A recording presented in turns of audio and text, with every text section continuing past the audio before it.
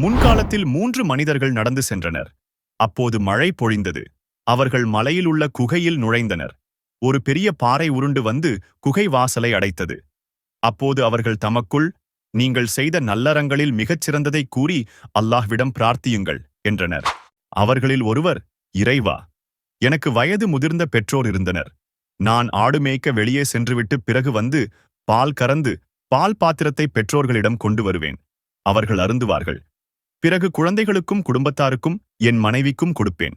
ஓரிரவு தாமதமாக வந்தேன். பெற்றோர் உறங்கிவிட்டனர். அவர்களை எழுப்புவதை நான் விரும்பவில்லை.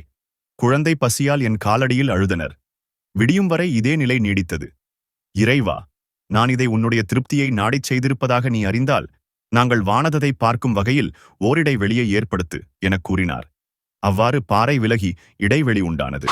மற்றொருவர், இறைவா, என்னுடைய தந்தையின் உடன் பிறந்தாரின் மகளை எந்த ஆணும் எந்த பெண்ணையும் விரும்புவதை விட அதிகமாக விரும்பினேன் என்பதை நீ அறிவாய். அவள் தனக்கு 100 தீனார் தரும் வரை தன்னை அடைய முடியாது என்றாள். நான் உழைத்து 100 தீனாரை திரட்டினேன். அவளுடைய 2 கால்களுக்கிடையே தவறு செய்ய நான் அமர்ந்தபோது, அல்லாஹ்வை அஞ்சிக்கொள், முத்திரையை அதற்குரிய சட்டப்பூர்வ உரிமை யான திருமணமில்லாமல் உடைத்து விடாதே என்று அவள் கூறினாள். உடனே அவளை விட்டு நான் எழுந்து விட்டேன். இதை உன்னுடைய திருப்தியை நாடி நான் செய்திருப்பதாக நீ அறிந்தால் இந்த சிரமத்தை விட்டு நீக்கு எனக் கூறினார். அல்லாஹ் அவர்களை விட்டும் 3/2 மடங்கு சிரமத்தை நீக்கினான். மற்றொருவர், இறைவா, நான் 3 சாவு கேழ்வரகு கூலிக்கு ஒரு வேலையாளை அமர்த்தினேன். கூலியை நான் கொடுத்தபோது அதை அவர் மறுத்துவிட்டார்.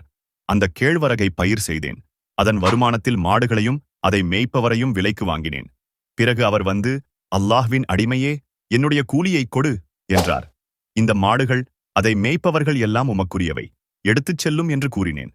அதற்கவர், என்னை கேலி செய்கிறீரா என்று கேட்டார். நான் உம்மை கேலி செய்யவில்லை, இவை உமக்குரியவைதான் எனக் கூறினேன். இறைவா, இதை நான் உன்னுடைய திருப்தியை நாடிச் செய்திருப்பதாக நீ அறிந்தால் எங்களை விட்டு இந்த சிரமத்தை நீக்கு எனக் கூறினார். முழுமையாகச் சிரமம் விலகியது. 3 பெரும் மழையின் பிடியிலிருந்து அல்லாஹ்வின் உதவியினால் தப்பித்துக் கொண்டார்கள்.